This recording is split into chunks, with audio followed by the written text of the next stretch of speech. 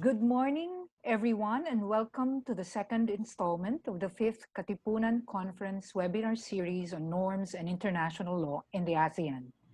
This event is organized by the University of the Philippines Center for Integrative Development Studies Strategic Studies Program and the Philippine Office of the Konrad Adenauer Stiftung in partnership with the UP Department of Political Science.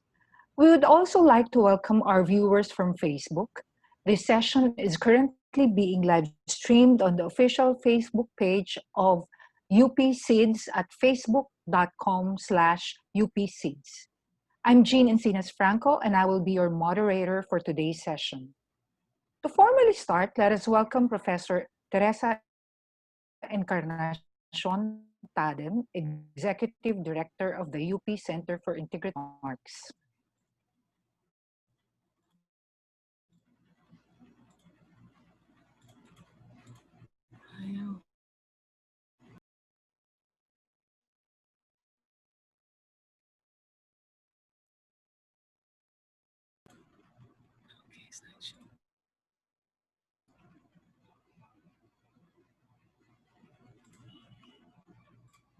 Okay. Distinguished panel speakers, guests, colleagues, and friends, good morning.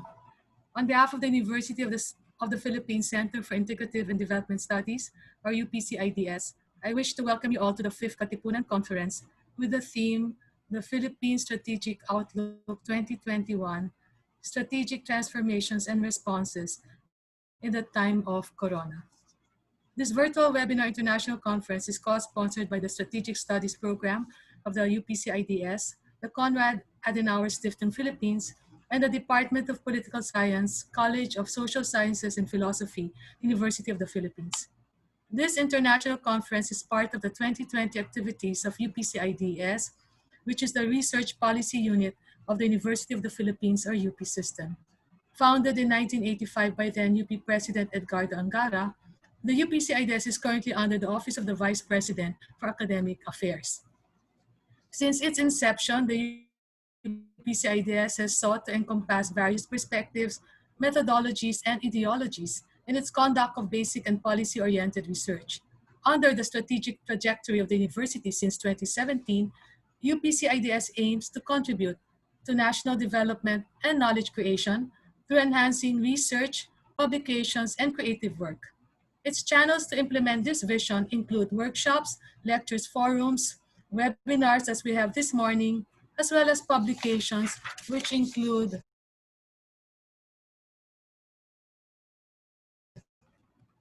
policy briefs, monographs, conference proceedings, and the Philippine Journal of Public Policy, Interdisciplinary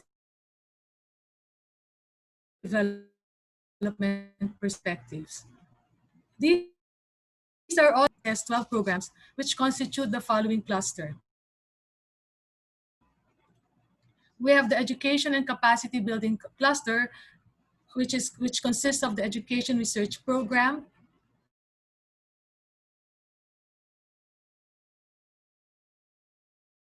the Program on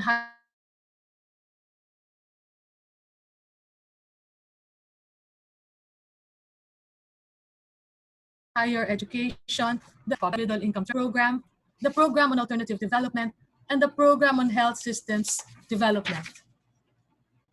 And lastly, we have the Social, Political, and Cultural Studies cluster, which consists of the Program on Social and Political Change, the Islamic Studies Program, the Decolonial Studies Program, and the Strategic Studies Program.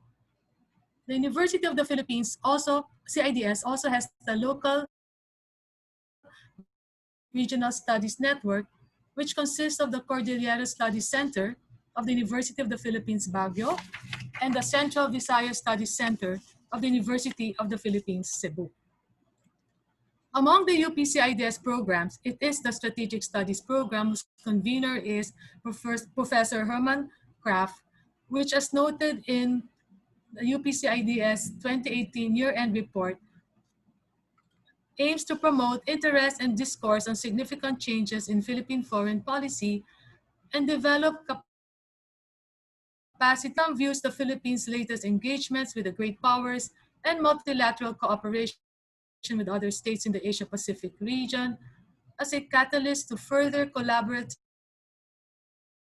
and multidisciplinary research between communities within Asia.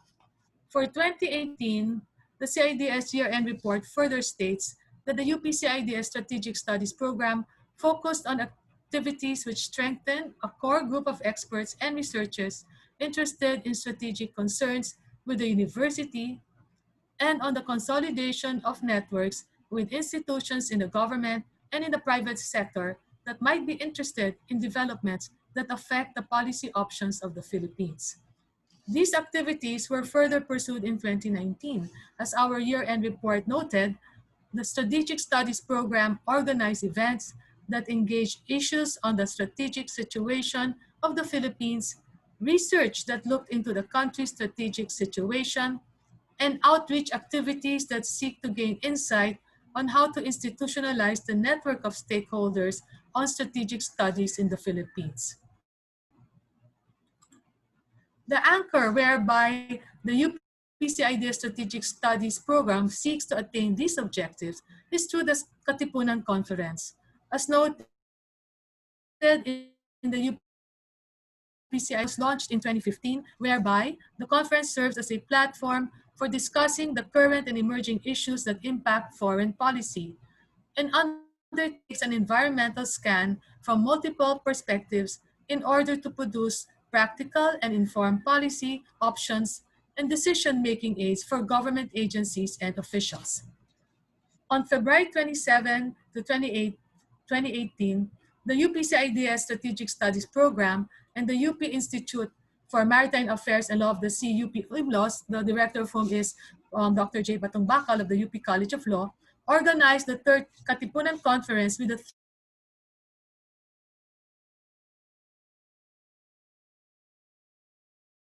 theme, the Philippines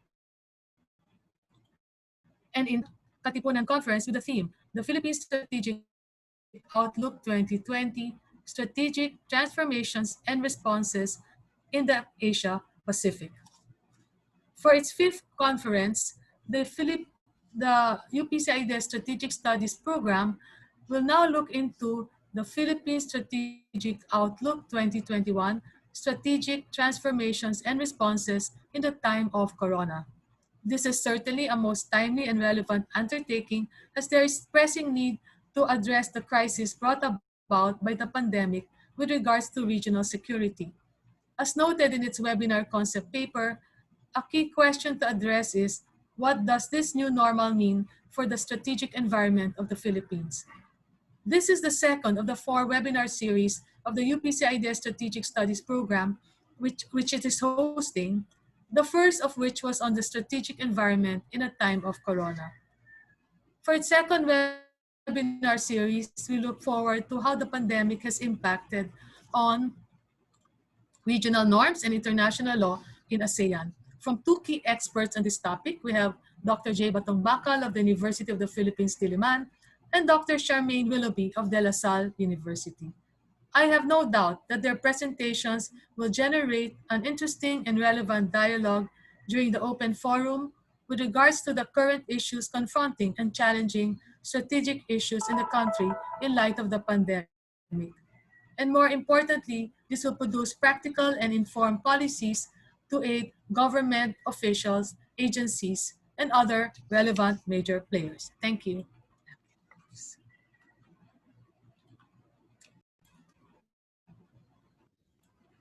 Thank you very much, Dr. Tadem.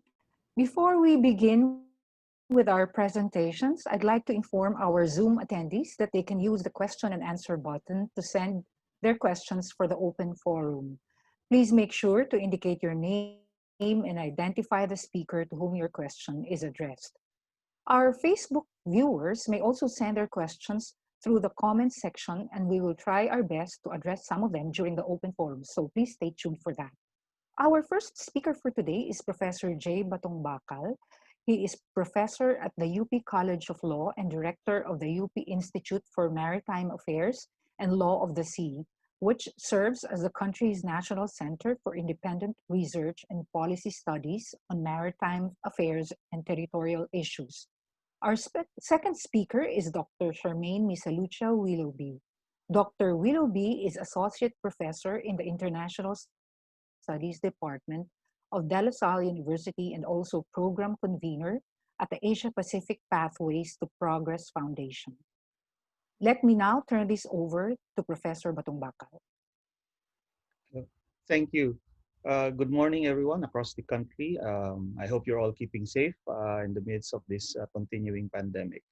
Now, COVID-19 has really put a stop to many activities. It has really dampened many economic and political and social activities. But when it comes to the politics in the region, of course, they continue. In fact, you could say that politics continues even more intensely during this time.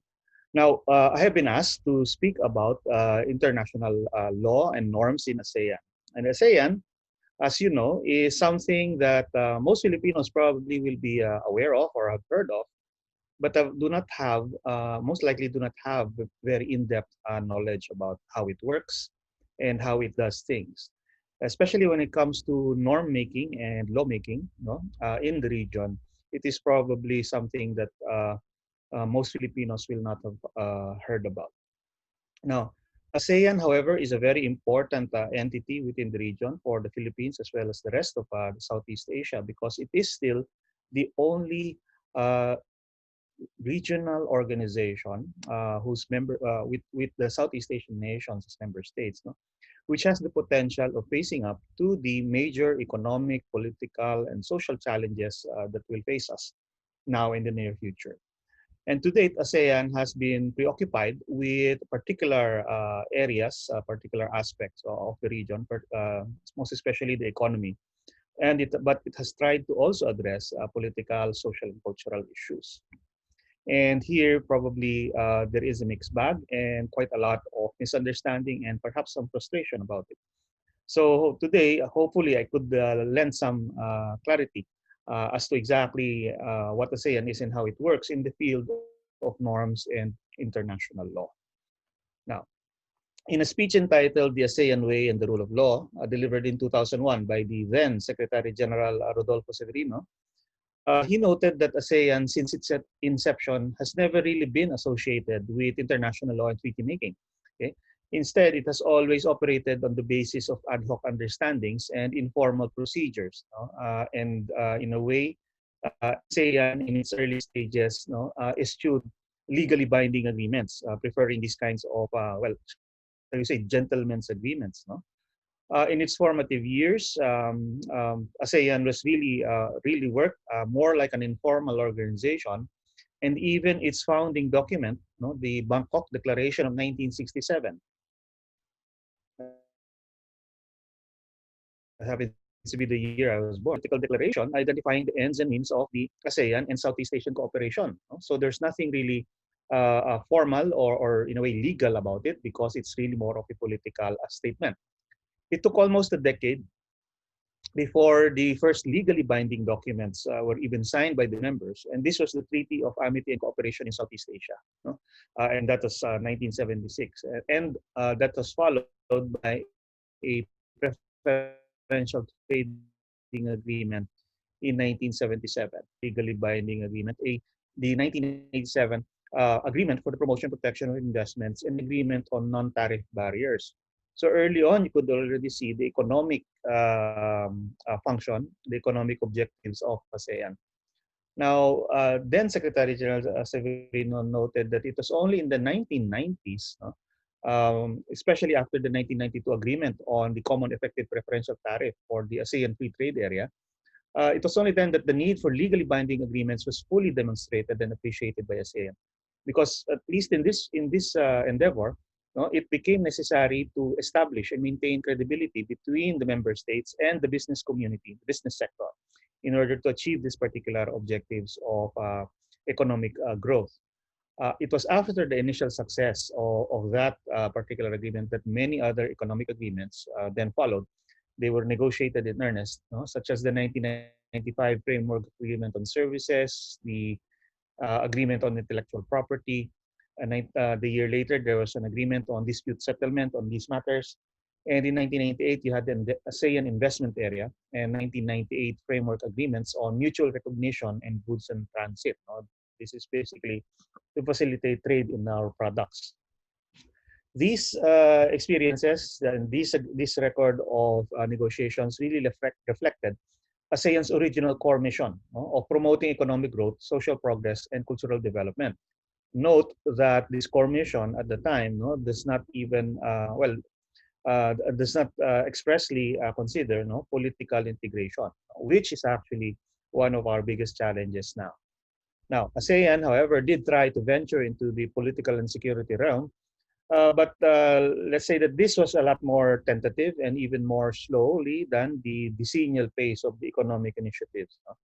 The 1971 Declaration on the Zone of Peace, Freedom, and Neutrality, for example, and then the 1995 Southeast Asian Nuclear Weapons Free Zone. These are documents that these are the earliest documents that really dive into the political potential of ASEAN as an organization. And then the 2002 Declaration of Conduct of Parties in the South China Sea. Now, these all demonstrate ASEAN's early attempts to establish broad regional norms in the political and security field. But however, they ultimately demonstrated that, at least in this particular arena, ASEAN is still mainly aspirational and idealistic in its character, um, um, and particularly in general. It has only been able to really create binding agreements in terms of very specific, very focused, and tangible challenges. For example, you had the 2007 Convention on Counterterrorism and the 2015 Convention against Trafficking in Persons. So you'll notice again that these are really, though these are regional issues, what is happening is that ASEAN's attention is much more focused on sort of smaller pieces of the broad regional context. Okay, now less attention, unfortunately, seems to have been devoted to ASEAN's sociocultural agenda, where broader cooperation on matters such as culture, arts, disaster management, education, and environment, health, social welfare, and various sectoral concerns like labor, etc., as well as transboundary problems. These were much less attention, unfortunately, has been demonstrated in this. To date, ASEAN has adopted the 2005 Agreement on Disaster Management and Emergency Response and the 2010 ASEAN Mission on the Promotion and Protection of the Rights of Women and Children. And there are also environmental initiatives like the establishment of the ASEAN Biodiversity Center and ASEAN Heritage Parks. All in all, of the 84 legal instruments that have come into force within ASEAN, between the ASEAN members, 14 are with respect to political security concerns. Only 8 deal with sociocultural concerns, but 62 really come under the umbrella of the economic issues. These are part of the economic community building. These numbers really reinforce perceptions that ASEAN is really built for, designed for economic rather than political cooperation. And this, I think, we need to understand, because these explain the inherent limitations right now of ASEAN as an organization in facing up to the geopolitical challenges in the region. It springs from the very nature and principles of the organization itself. So norm building and international lawmaking within the ASEAN region, within Southeast Asia, is an inherent challenge when it comes to political and security concerns. This arises from the fact that among the core principles of ASEAN are absolute sovereignty and non-interference in the affairs of other members. All the ASEAN members are former colonies, and even the founding members, practically all of them, achieved independence only after the Second World War, the Philippines being the first in 1946. Now, ASEAN was basically created at a time when the leaders of these countries still retained memories, direct first-hand memories and experiences of the Second World War, with the memory of the devastation experienced by these former colonies. from the wars of the colonial powers, still fresh in their minds, and therefore a heightened sensitivity to issues of sovereignty and the need to exercise independence. Because of that, you have a very strong thread running through ASEAN of respecting each other's sovereignty and not interfering with other members' affairs, no? Regardless of how big the problem might be. No? It's only when those problems begin bleeding off and affecting the members themselves, no, that there is an actual incentive to try to talk about those issues. No? Now, this is inherently a challenge for norm building and international lawmaking because, especially when it comes to international law and creating procedures and processes within a regional setting, a regional framework, and it actually entails some degree of diminution or some diminution in a sense of national sovereignty, no? Because it is required in compromise. You have to give something up in order to gain something which you hope will be much more in value. So that is one inherent challenge. The other challenge, of course, is diversity, the inherent diversity of the ASEAN region. Even within each country, there are diverse peoples with many communities and cultures. What more with an 11-member organization? No? Also, this diversity is not merely in terms of characteristics of the people, of the community, but also in terms of reality and politics. No? There are political and geopolitical features, the geography, the economics, the differences in strength. All of these also represent diversity, even in the geopolitical sphere. No? And of course, everybody knows about the economic disparities within the region. So diversity also, this diversity, it is a strength in some respects, especially when you're talking about economics and markets and development of markets. But it is a real challenge and probably even a weakness when it comes to political community building. No? And therefore, when it comes to facing geopolitical challenges, that diversity can actually be a weakness. It can actually be exploited by other parties, no? Or it can actually hinder the common action that is really needed to face up to regional challenges. Now, the third thing we need to keep in mind is that ASEAN is a work in progress. It continues to be engaged in community building. No? Right now, it is focused on the economic sphere and the political sphere. It is trying, in a sense, it is trying, but it is also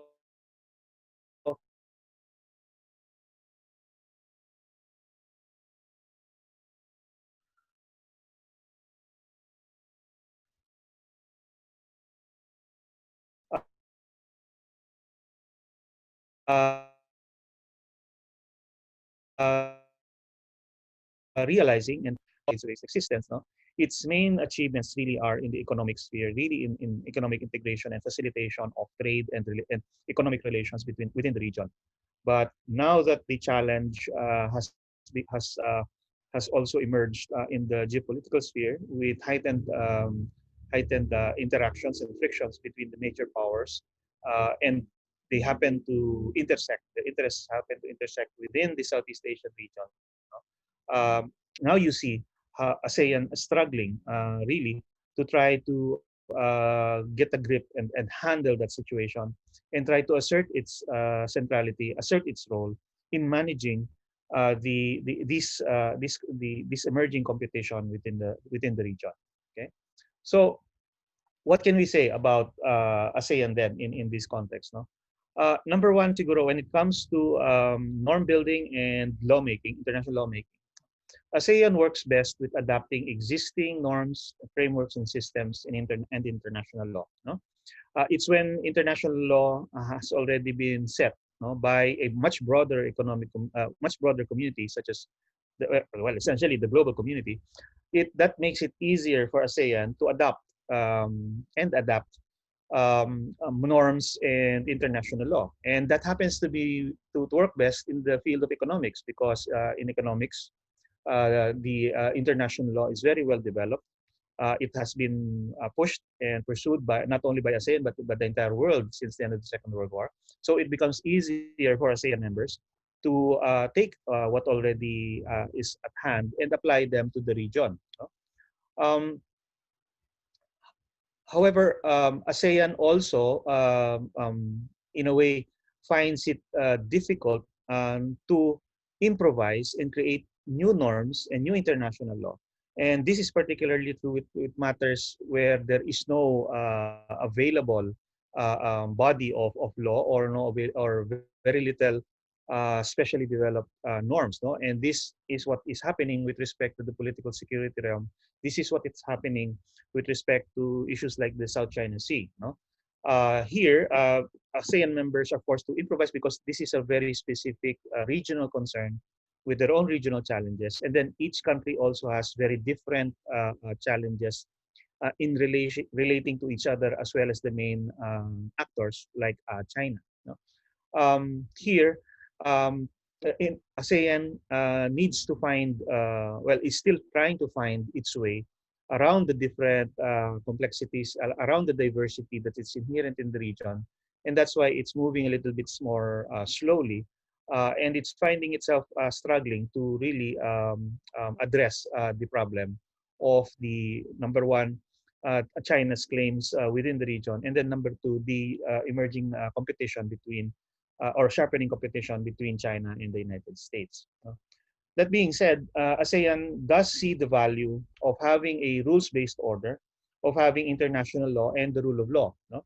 And this really is very much on account of its the historical learnings, the historical lessons that all of the members have taken and received the hard way, no?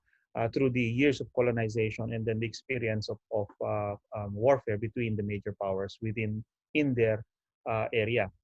The rule of law is seen by all ASEAN members as the only way by which smaller and weaker states can really stand up on equal terms with the greater powers.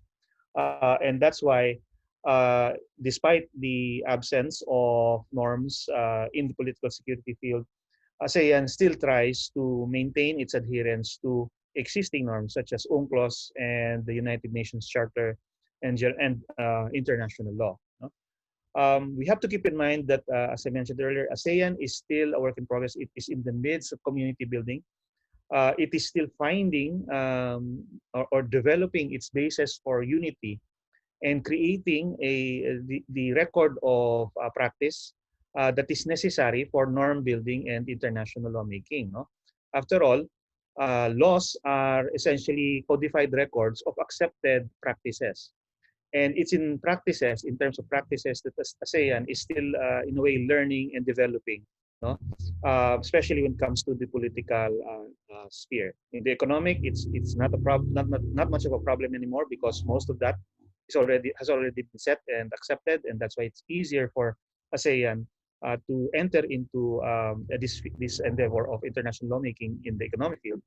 But in the political security field, in terms of maintaining its autonomy as an organization and maintaining and pursuing the individual interests as well as regional interests, that's where it still needs to develop quite a lot of practice, no? Between themselves, in order to build trust and confidence with each other, which is necessary to strengthen the organization, and in terms of practice between the organization and the major powers. No? And that's where I think the bigger challenge lies. No? So these are huge challenges for the organization.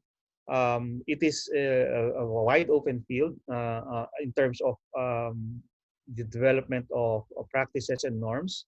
That's why we see a lot of experimentation, a lot of tentativeness in the various initiatives. So like the Declaration of Conduct in the South China Sea, and now the ongoing Code of Conduct negotiation process. There's a lot of tentativeness. There's a lot of experimentation, shall we say, and necessarily it is very slow.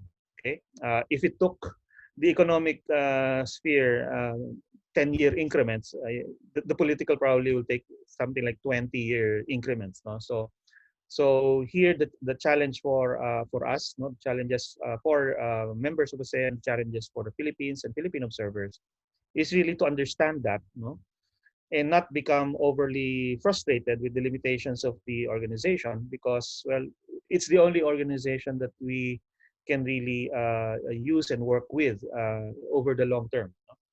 And hopefully, by accepting these limitations, we can then begin to develop ways to surpass them. Okay, so now we have the we have two major challenges that are interacting in a way. You have the South China Sea and the pandemic, all interacting in a way. And hopefully, ASEAN will be able to face those two challenges simultaneously.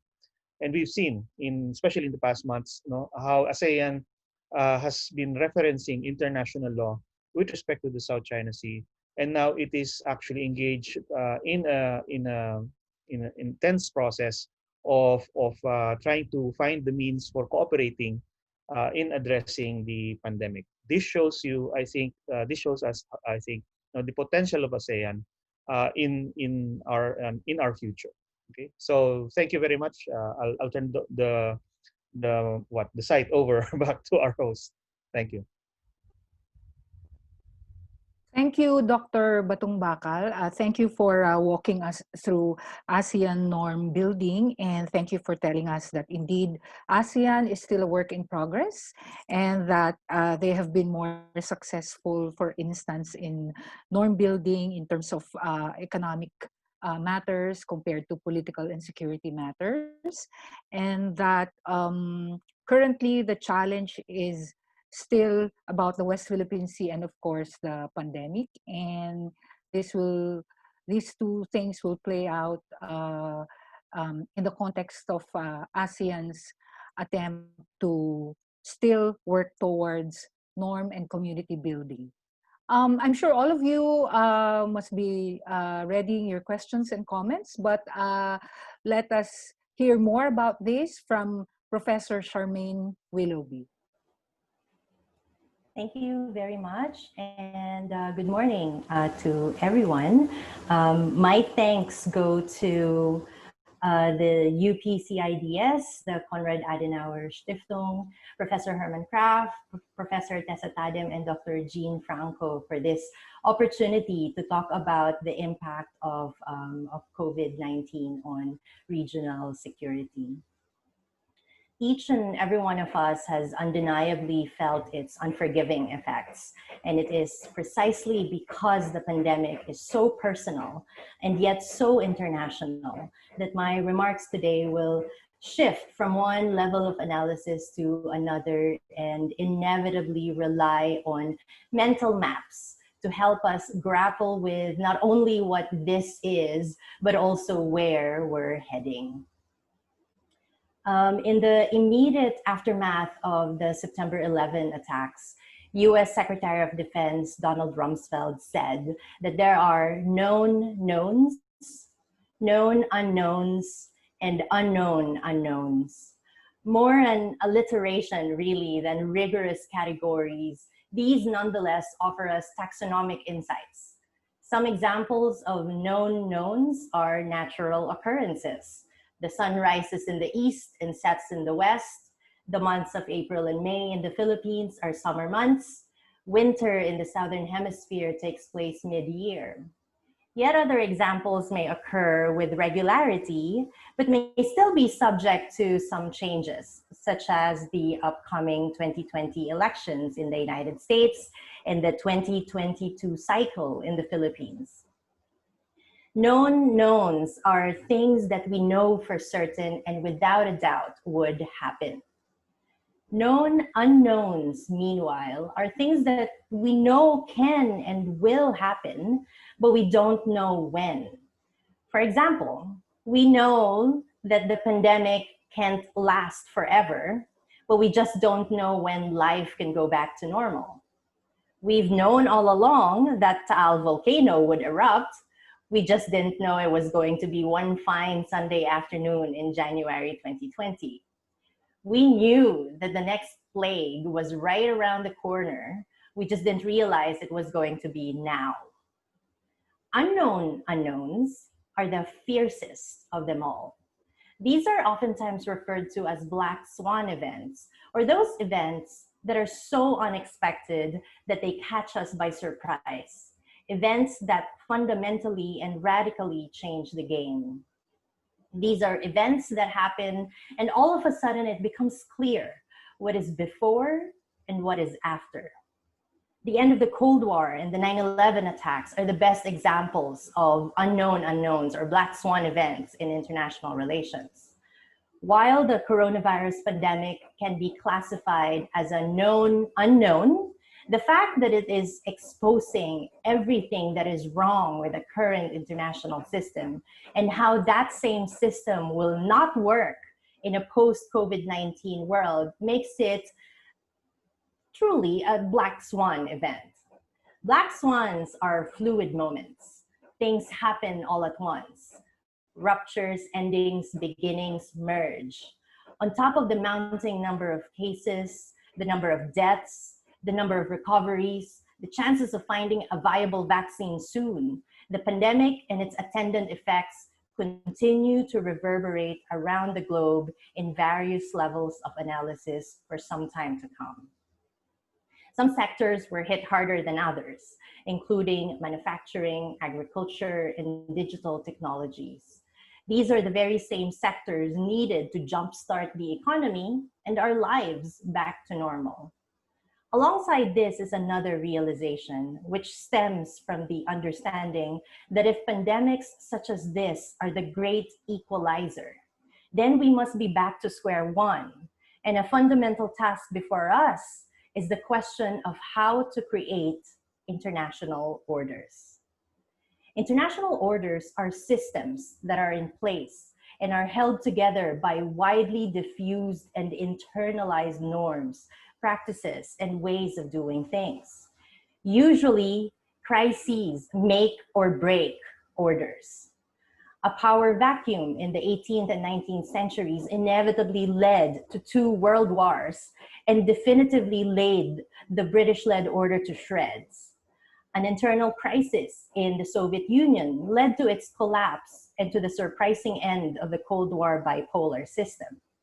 The proliferation of non-state actors whose clout and presence were ultimately manifested in the 9/11 terrorist attacks challenged America's unipolar moment. The so-called rules-based international order that has been in operation since 1945 has been challenged and contested for some time now. And considering COVID-19's impact on the country, some have questioned the viability of the United States as the reigning hegemon. Hence, as the extent and magnitude of the pandemic continue to unravel, and as we continue to hope that we can ride this out with our bodies and sanities and communities intact, there is perhaps comfort to be had in knowing that there's a light at the end of this very dark tunnel, and that there are at least 3 ways, or 3 scenarios, if you will, that we can pursue in creating a post-coronavirus world. The first is rooted in structural logics. Going by this trajectory reveals that crises are built in and are embedded in the system. Anarchy, after all, is rife with uncertainty. The higher the levels of uncertainty, the higher the chances of crises occurring. But systemic arguments have a clever cop-out in ensuring that no matter the intensity of the crisis, the system stays. Changes may occur within the system, such as when great powers rise and fall, but the system itself is timeless and unchanging. Elsewhere, I have argued that even though the international system self-corrects in the long run, the coronavirus pandemic complicates matters. For one, the Chinese government's death maneuver of shifting the narrative from a people's war against the disease to the suggestion that even though the virus was first discovered in China, it need not have necessarily originated there, is revealing in that how China recovers from this pandemic will redefine its identity as an emerging power and its relationship with the United States. Another way in which the pandemic complicates matters is that it inevitably questions the role of the US in an evolving global environment. as it confronts the fact that it is now no longer the only great power and becomes more focused on domestic issues, the US may consider letting go of some of its alliances. This is especially a risk with Trump at the helm and the 2020 elections coming up. Regardless of how US-China relations would proceed, what is clear is that when everything is said and done, it's going to be business as usual in regional and international relations. It's just the cast of characters that's going to change. There is undoubtedly some level of comfort in that, in knowing that everything will work out fine eventually. But at the same time, systemic arguments tend to be very disempowering, especially for small and medium powers. Do we just do nothing but wait until the coronavirus dust settles? This is precisely why there is a second way to create orders, a way that is anchored not on structures, but on agents. For agent-centric arguments, crises take the role of percolators. They are determinants of endings and beginnings, and these transitions are ushered in by specific actors. Actors, after all, can upend structures. And thanks to these actors, states, non-states, transnationals alike, the neoliberal order is crumbling right before our very eyes. And taking its place is more space for a plurality of actors interacting in a multiplicity of platforms. Like the structural logics that I mentioned earlier, there must likewise be some level of comfort to be had in agent-centric arguments. The knowledge that agents have the capacity to initiate and enact change is very empowering, but it can also be very intimidating. With great power comes great responsibility and all that. And are we ready for it? Do we have what it takes? Do we have the capacity to do what is required of us? As heady as agent-centric logics go, there is a third scenario in how to create international orders. This time, it's neither about the structure nor the agent, but about the process. International orders can be created by securitizing the pandemic. That is, by framing the situation as an existential threat or as a clear and present danger, which it is, by the way. This is to say that if we create the post-coronavirus world via the process of securitizing non-traditional security issues like pandemics, then we put in place mechanisms that normalize the heightened tensions and emergency measures that we currently have. It is possible to jumpstart a system this way, but there are doubts to its longevity and sustainability because militarized solutions are meant only for the short term.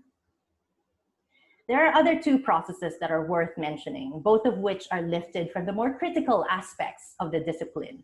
One relies on language, the words that we use in describing, defining, and determining our relationships. Language relies on rules of grammar, of syntax, and as such, our choice of words engenders types of rule, ranging from hegemony to hierarchy to anarchy and others.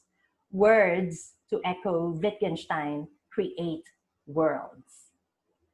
The other process that I would like to highlight for our purposes today casts a spotlight on the promise of emancipation. The process of the immanent critique highlights the internal contradictions in the systems in place and teases out in those same contradictions the mechanisms to achieve the emancipatory promise. In some, international relations literature does detail at least 3 ways on how international orders are created. One is structural in nature, the second is centered on the agent, and the third traces the process. These frames then beg the question of the kind of order that is emerging in the region. Arguably, while orders like great powers rise and fall, An overhaul does not happen overnight. The transition from one order to another is a slow and incremental process. Old orders don't just disappear at the snap of our fingers. They sizzle and fizzle and overlap with a new one before they wither away and die. And even then, we continue to see fragments of the old inextricably linked to or meshed with the new. As such, what can we expect as we emerge from our respective quarantines? What is most likely to happen, at least insofar as Southeast Asia is concerned in the immediate post-corona world, are the intertwined threads of structure, agent, and process-driven beginnings of an emerging order. The US-China competition will continue to play out and dominate the security and economic agenda. So too will traditional security concerns in the South China Sea, for instance. A pandemic simply suspends these concerns temporarily. At the same time, we will most likely see agent-driven initiatives, not least led by ASEAN and its parallel arrangements. Even as ASEAN and other regional organizations remain a function of their members' interests, the three pillars of the ASEAN community open some space for track 1, 1.5, and track 2 crossovers. Finally, we can expect that because of the pandemic, human security will once again be on the agenda, with calls for the continued protection of human rights and better social safety nets for people in times of crises. Eventually, of course, the dust will settle and life will go back to normal. Perhaps not the normal that we're used to, but a new normal. That much we know. It's a known known. What remains to be seen, however, is which track will eventually predominate: structure, agent, or process, and what norms will fuel which type of order. That's our known unknown. Finally, for our unknown unknown, this one will check in soon because this is 2020 after all, and 2020 has so far not disappointed us in terms of weird surprises of the black swan variety. The point is that crises like this pandemic offer some kind of reset button. And how we go on from here is not only triggered by structure, but also by agents and by processes. So I'll stop here to give us more time for Q&A and discussion. And thank you very much. Thank you, Dr. Willoughby. That was indeed an insightful discussion on the pandemic and the ASEAN and the world order that we are now facing, and the continuities and change that we might be seeing, in the sense that the pandemic can truly be seen as changing the way we live, the way we work, and the way countries would relate to each other. At this point, we will begin our open forum. We will start with two questions first for each speaker, and then we will ask our speakers to respond to the questions. We have a question from Ria Urbanes. This is for Dr. Batong Bakal. The question is this: is ASEAN's increasing references to international law, especially on the maritime domain, reflective on a hardening position in ASEAN regarding the South China Sea situation? Or is it simply an indication of the direction of Vietnam's chairmanship? We don't have another question, so maybe at this point, I'd like to ask Dr. Batong Bakal to respond.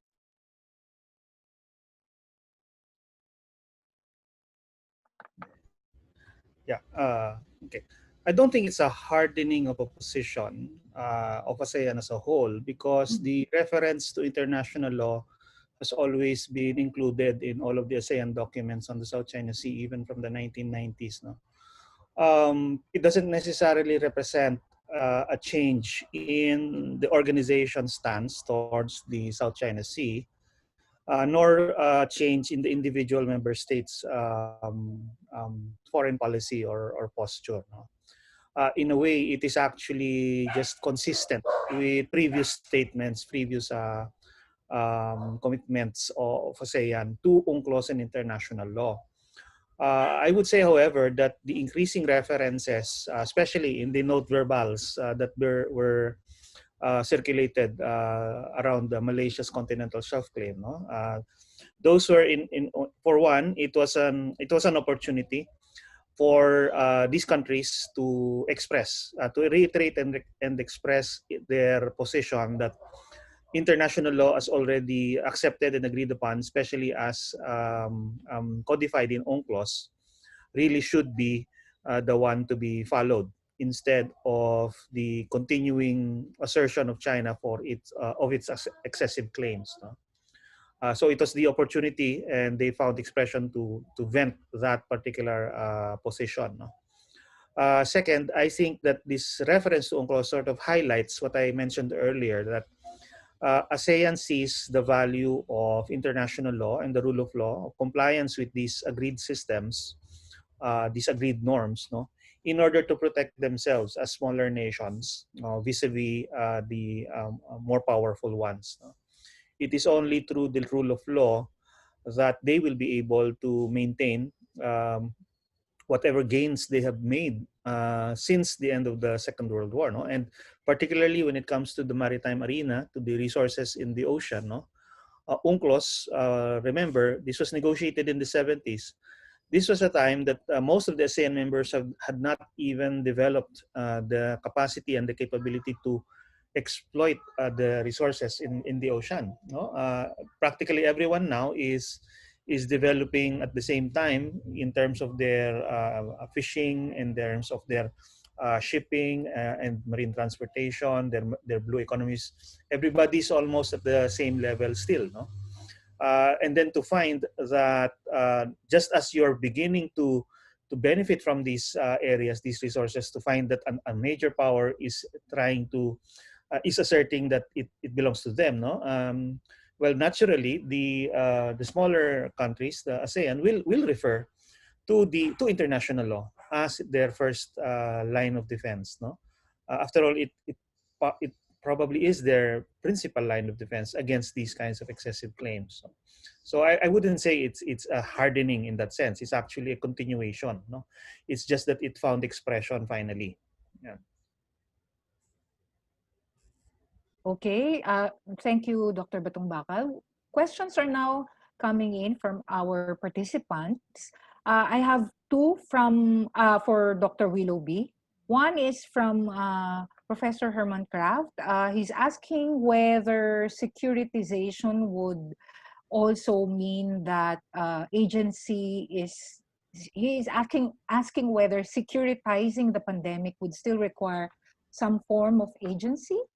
And then we have from Professor Jaime Naval, will not enlightened self-interest amidst a pandemic equalizer spur regional states, especially ASEAN members, to push for more substantive organic cooperation and include measures that would even call out regional and extra-regional parties to temper downward spiraling unilateral actions? So, Dr. Willoughby? Great. Thank you so much for these questions. And I think the way that I would answer it is to just combine the two questions and kill two birds with one stone, so to speak. First, on the question of securitization, yes, the securitization process needs to can only proceed when it is initiated by a securitizing agent. So the hope is really for ASEAN to exercise enlightened self-interest to recreate new norms, to introduce some kinds of reforms with how ASEAN is running regional affairs, because you know, I think it's been mentioned in previous discussions as well that ASEAN today is really based on the realities of 1967 and not necessarily the realities of today. So we need to make some changes within ASEAN and how ASEAN confronts these regional issues. And the way to do that may be to securitize certain issues. It could be any issue, but the start of the securitization process really depends on an agent as well. So an agent may securitize an issue within ASEAN, and this can lead to enlightened self-interest for more substantive organic cooperation and measures to ensure that we remain in a rules-based regional or international order.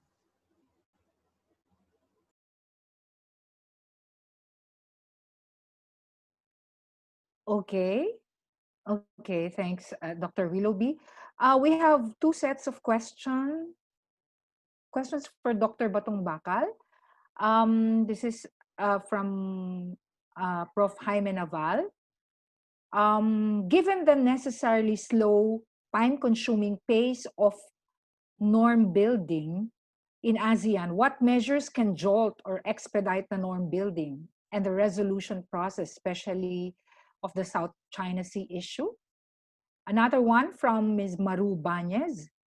Sir, good morning. How does ASEAN move forward with economic cooperation when there are security or geopolitical issues tied with economic interests? Oh, interesting. Yes, yeah, Yep. two very good questions now. With respect to the first question, what can jolt or expedite norm building? The answer is crisis. ASEAN, in its history, I didn't mention it in my talk now, but historically, ASEAN has responded with norm building in times of crisis. So, for example, the Indonesian haze back in the when was that early 2000s. It was only after the problem basically spread out from a single member state and started affecting the interests of other member states that finally ASEAN had to wake up and in a way was forced to deal with the issue from a with norm building with treaty negotiations. No? Um, Similarly, although not at the ASEAN level, but in trilateral or sub-regional levels, no, problems like piracy in the Sulu Celebes, no, basically persuaded the three members of the Senate to finally come to grips with the issue and have an agreement about it. No? Oil spill response is something that also there is a sub-regional arrangements between some certain ASEAN members. No? And then in the case of petroleum development, no, Malaysia and Thailand, for example, had to engage in treaty making in order to settle or at least in order to prevent their overlapping claims for continental shelf resources, for petroleum resources, to become a hindrance to their relations. See, so unfortunately, like elsewhere in the world, I guess, a crisis is the one that actually jolts action.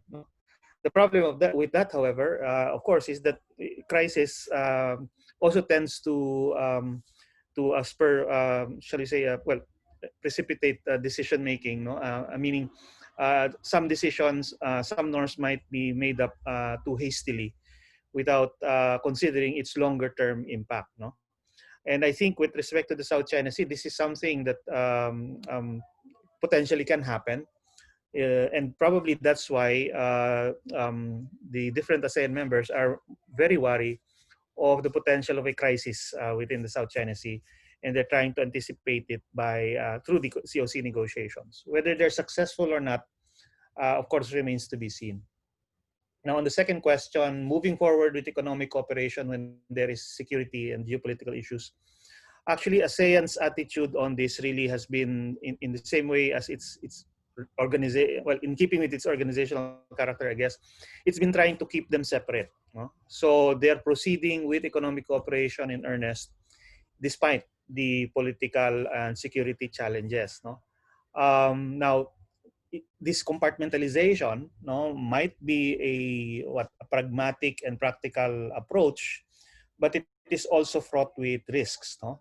the danger that economic cooperation might be the means to co-opt your political and security interest. No? That will always be there. In the same way that in the Philippines, we're seeing the same thing happening already. No? We say we're pursuing economic cooperation and setting aside contentious political issues. No? However, ASEAN as an organization, no, as a whole, uh, because of its inherent limitations in addressing political security issues, no, does not seem to be talking about the means and mechanisms to insulate the region precisely from co-optation. No? We don't see much of that discussion. It seems to be taking place only at the national levels, and when each country is concerned about the impacts of a particular economic initiative on its own individual national interest rather than the regional interest. No?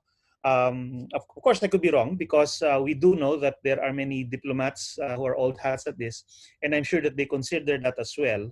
It's just that it's not expressly it's not expressed in these documents that we're seeing. And I guess if the number of agreements is any indication, no, 14 political security agreements vis-a-vis 62 economic.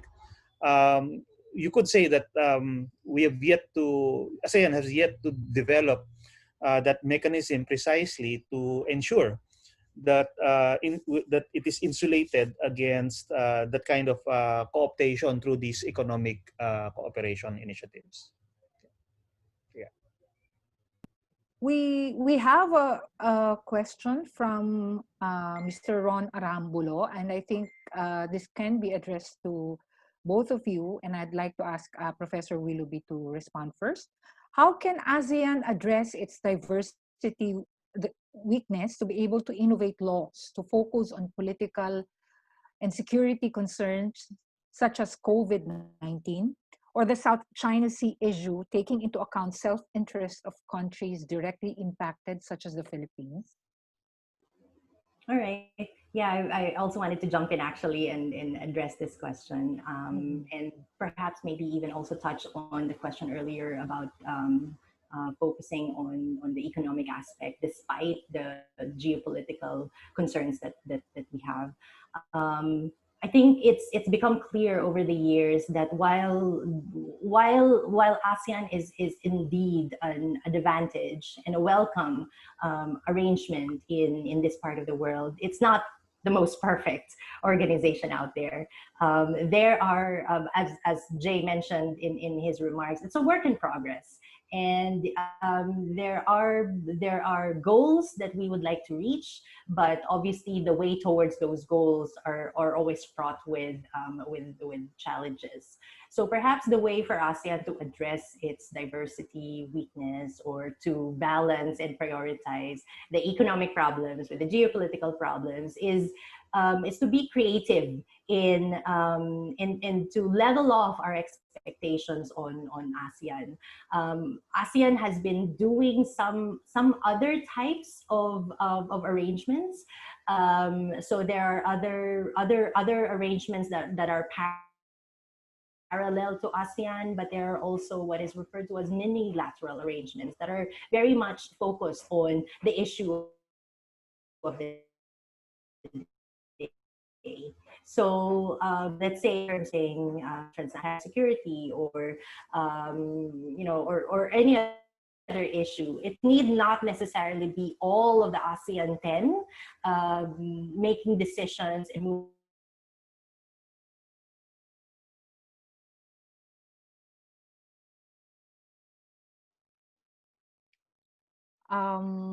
I think we lost Professor Willoughby. Professor Willoughby? Yes, Professor Willoughby? Okay, I think you may wish to respond, Professor Batong-Bakal, while we're waiting for Professor Willoughby. Okay. Yes, I agree with Professor Willoughby on this. Now, when it comes to diversity, really, it's a major challenge. No, but really, the only way to overcome this weakness that arises from diversity is to continue talking and to continue understanding each other. No? And maybe that's the thing. No? There has not really been a conscious effort to understand each other's positions and discourses and interests deeply in order to address this issue. When it comes to the South China Sea, for example, that's something that we in the Tracto community have always been pointing out. No, there is a need for the ASEAN claimants and ASEAN members to first thresh out the issues between themselves before they even face with the major power that they're all competing with. No, that has not been done. No, lately there has been suggestion that this could be done at least with the minilaterals through the minilateral process. No, but I don't think it has been taken up yet. Perhaps it is being considered seriously now. And this ties in really with this is also the same as with COVID-19. No, there are ASEAN initiatives on cooperation with respect to COVID-19. No, but in order to effectively address this, no, each of the ASEAN members must have full appreciation of the potentials as well as the limitations of each other, no, so that their efforts will be maximized, no, and it will be more efficiently distributed, no, and whatever solution they reach can really benefit the region as a whole. Okay, so same thing with South China Sea. First, we really need to talk with each other and settle whatever differences we have over it before we then face the common competitor, which is actually China. Mhm. Yeah. Okay, Dr. Willoughby, would you like to add? We lost you a while ago. I know. I'm so sorry about that. It's my It connection. happens in court. Um, Mhm. right. Yeah. So I was just emphasizing on the potential of minilateralism, to start small, to perhaps to bank on the um, consensus decision making within ASEAN. It might be easier if we start small and then perhaps just involve others in the long run. It's just easier to get things done this way instead of always being paralyzed because of because of all the interests of everybody. So yeah, that's just my take on it. Indeed. I guess we have another one from Jonathan Hernandez. This is for Professor Batong Bakal. I guess as ASEAN is known to come up with decisions by consensus, do you see a culture shift in the future due to the pressures with the South China Sea issue and the pandemic? And do you see a possibility of an ASEAN Security Council in the future? Mm, interesting. I think that the consensus decision making is not about to go, um, because it's really built into the organization, into the system. Is one of the founding principles in a way. That's why minilaterals is being offered as an issue, as an alternative, because a minilateral initiative essentially would take it out of the umbrella of the organization and bring it to only the parties concerned. So I think it's hard to imagine them shifting from consensus decision making at this time, no? Regardless of the intensity of the problem. Okay. Um, Possibility of security council, an ASEAN Security Council. Quite frankly, not really. I don't see it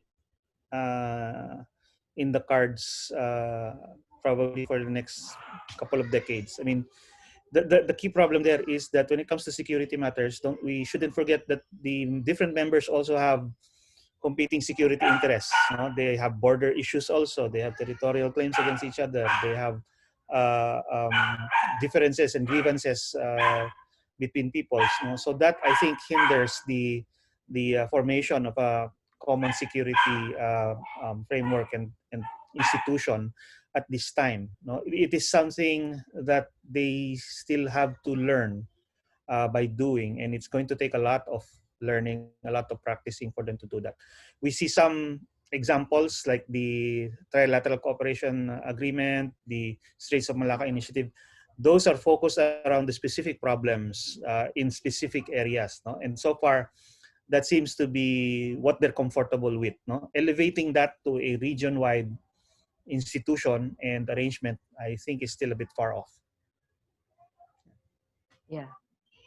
Thank you, Dr. Batong Bakal. People have really been perked up by your uh, talk this morning, and that's why a lot of questions have been coming in. We have one for Professor Willoughby. You mentioned, she says, this is from Georgie Engelbrecht, that there are changes within the system, but the system as such is timeless. Isn't it possible that actually the system as we know it could also change, and we see the beginning of this very change right now?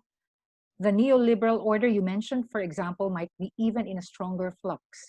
Also, the potential new hegemon, that is China, that might be different from the modus operandi of great powers before. Thanks for the question, Georgie. But when I was referring to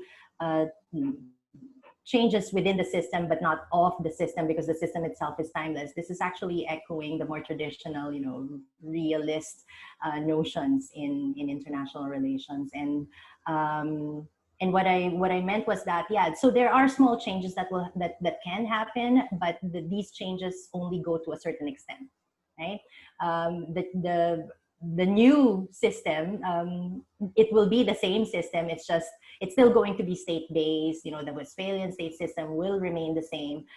It's just going to be a matter of a difference of the great power. So that's what I meant when I said that the system as such is timeless. There could be different values fueling the emerging international order, but it's going to be, same thing, just a different day. So that's what I meant by that. Okay. The next one is from Carolus Camillus Alabanza. This is to any of the panelists. When and how can we make the ASEAN realize that the South China Sea role is as much of a political as an economic issue, since we mentioned that the ASEAN is merely an economic organization at this stage? Dr. Batong Bakal, maybe you'd like to respond first. I'm not sure. Baka naman there's an error in translation there, but no.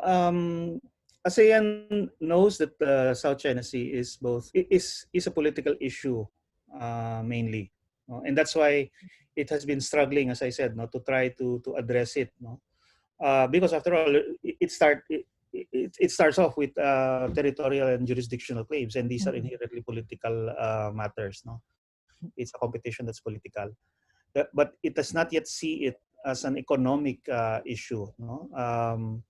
And probably to tie this into the question of Professor Naval, that's the problem.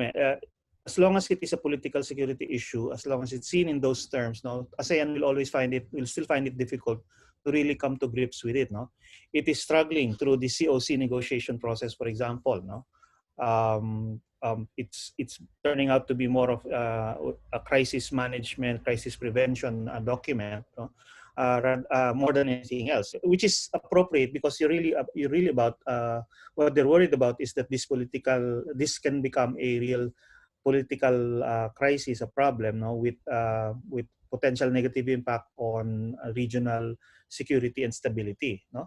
But the economic aspect of it, I don't think anyone has really taken it into account on a regional scale.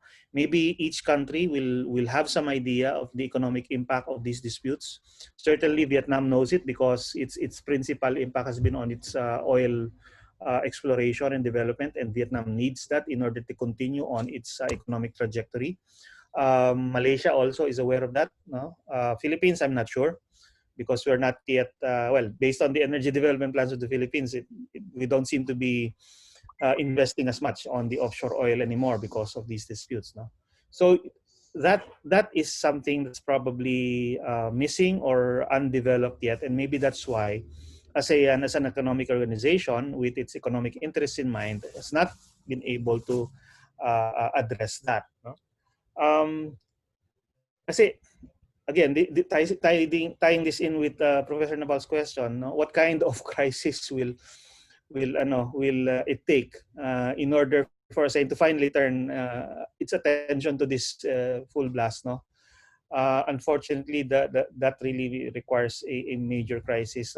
Either the collapse of the fisheries, and suddenly and the next year, all ASEAN nations find out that they're no longer catching fish to an inexpressible extent, or even just a small incident, no, of armed conflict. No? I mean, not a war, but an actual clash, like what happened before in the Paracels between Vietnam and China, something like that happening to someone else or even Vietnam itself, no? Or between the two major powers. That's probably the kind of crisis that will finally get ASEAN to suddenly think of actually negotiating more strongly or more urgently on this issue. Yeah. Okay, Dr. Willoughby, would you like to respond to this question too? Sure. Yes.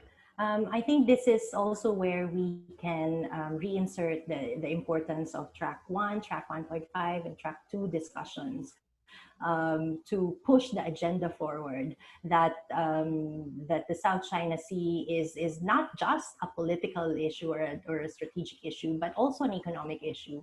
When we bring this down to the level of everyday life, for instance, when the South China Sea becomes apparent that it is a fishing issue, it's a food issue, and it's not just the concern of state to state relations, and then perhaps it can spur discussions forward. But this can only happen if we have a more active set of discussions involving track 1, track 1.5, and track 2 actors. Thank you, Dr. Willoughby. At this point, I'd like to encourage our participants on Facebook to please pose your questions to our panelists. I'd also like to read some of the things that people post on our chat messages. There are people tuning in from Sampaloc, Manila, and from Ilocos Sur. They are the legislative staff of the Office of the Vice Governor and Sangguniang Panlalawigan Secretariat. Thank you, UPCIDS, for this online Katipunan Conference.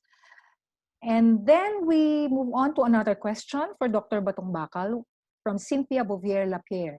With the rising political security issues within the region, particularly the South China Sea dispute, what measures can ASEAN implement in terms of sustaining cooperation within its member states? Tensions are continuously rising and are posing threats towards weaker states, like the Philippines. What now is the immediate role of ICJ in this issue while considering ASEAN's fundamental principles of independence, sovereignty, equality, and territorial integrity? Dr. Batong Bakal?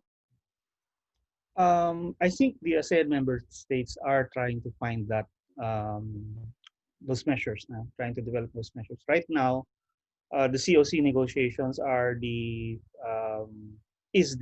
principal means by which ASEAN hopes to try to address this and to spur cooperation within its members and China. But in terms of cooperation between members only, no, meaning without China being on the table, no, this is probably something that they need to work on. No? That's why there are suggestions of unilaterals also, because unfortunately, if it's full ASEAN, the full membership of ASEAN, there are some inherent challenges as well. No? The interests simply are not the same. No?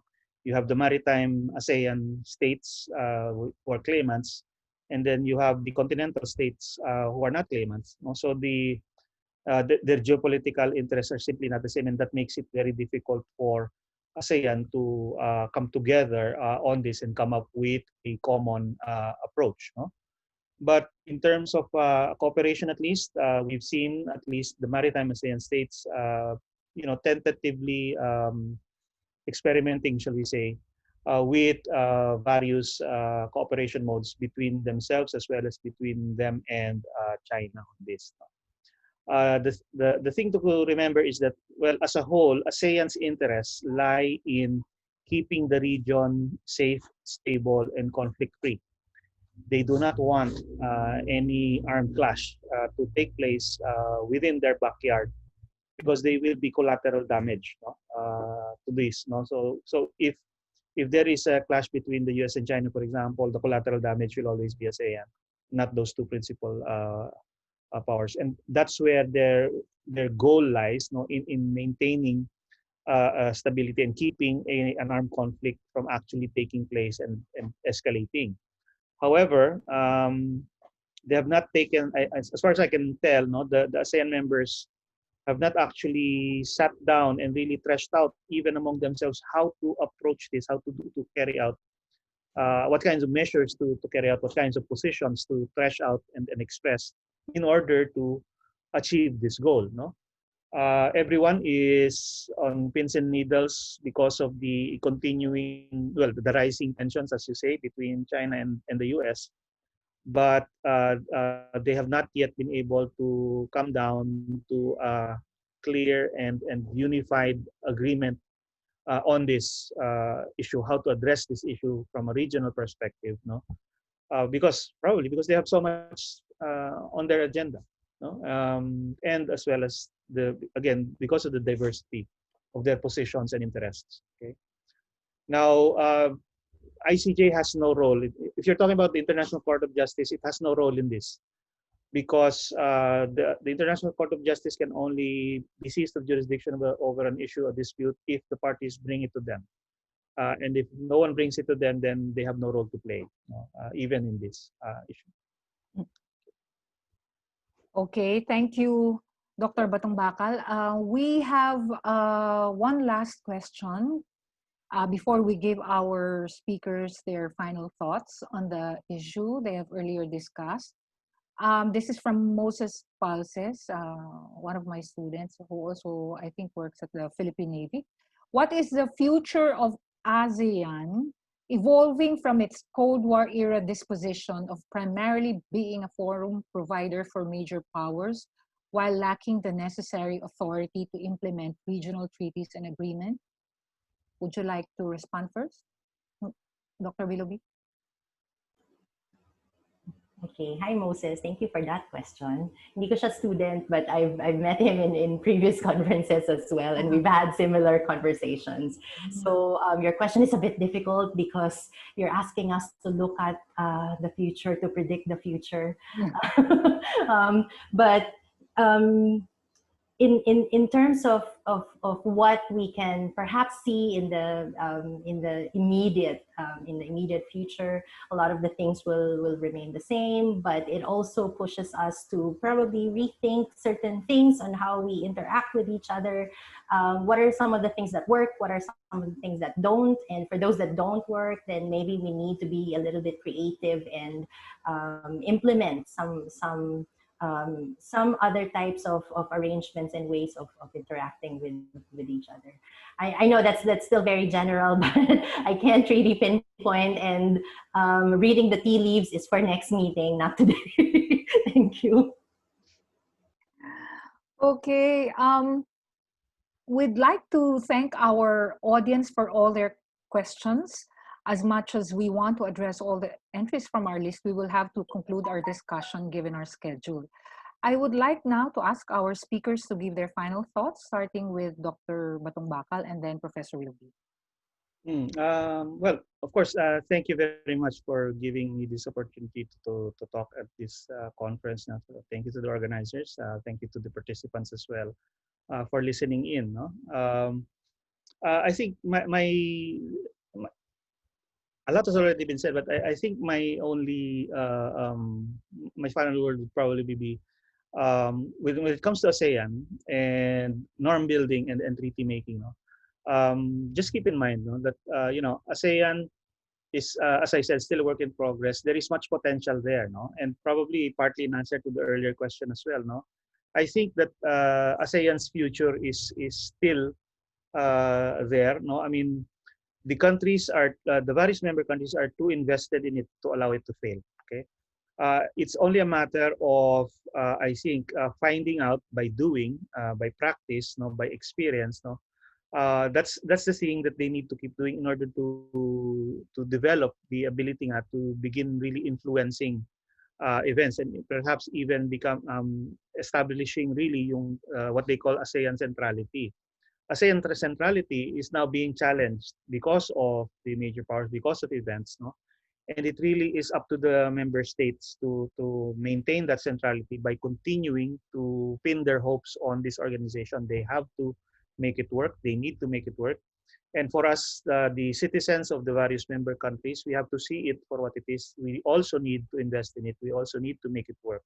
Only a stronger ASEAN can give us the necessary tools and the necessary power, shall we say, to protect us, a group of smaller nations, from the possible excesses of the stronger powers. No? We have to accept that. No? And that's why we need to also invest in it, despite all of its shortcomings, despite all of its limitations. No? We need to put effort into it, no? And make it work, even within the limitations, because only after we've been, in a way, perfected it, can we then begin to expand outside, or break through those limitations. It's going to take years, going to take decades, maybe generations, but that's really the only way to go as far as I can tell. Because the alternative, with the loss of even this regional framework, is to go back to being individual, small and weaker states, no, fending for themselves, no, and as such, they will not have a chance against the stronger powers that they're faced with. No? So yun siguro. Okay. Thank you. Dr. Willoughby? Thanks. I think I would like to close by going back to our original theme, which is norms in ASEAN. And I think it is important that we reemphasize that, not all norms actually gain ground. Some norms, when they are introduced, they just fizzle and die away. So not all norms actually proceed to being institutionalized and implemented and internalized in the region and in the international system.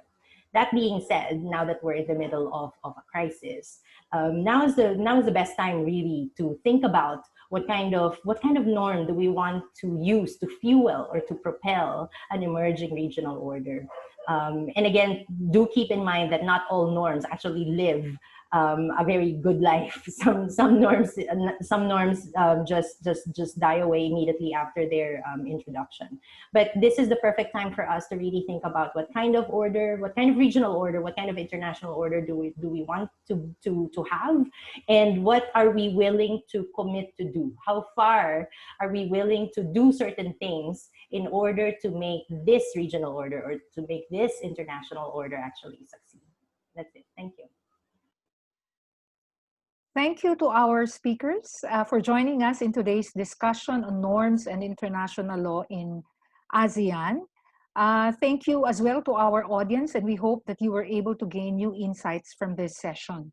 For those who requested for an e-certificate of attendance, kindly refer to the Zoom access email sent to you by SSP for instructions on how to get one for this panel. Join us again Monday next week for this part of this lecture series on regional conflict and security.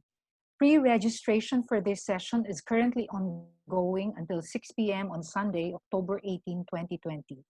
On behalf of the speakers of the 5th Katipunan Conference, thank you once again to our panelists and attendees, both on Facebook and in Zoom, for joining us. This has been your moderator, Jean Encinas Franco. Thank you and stay safe.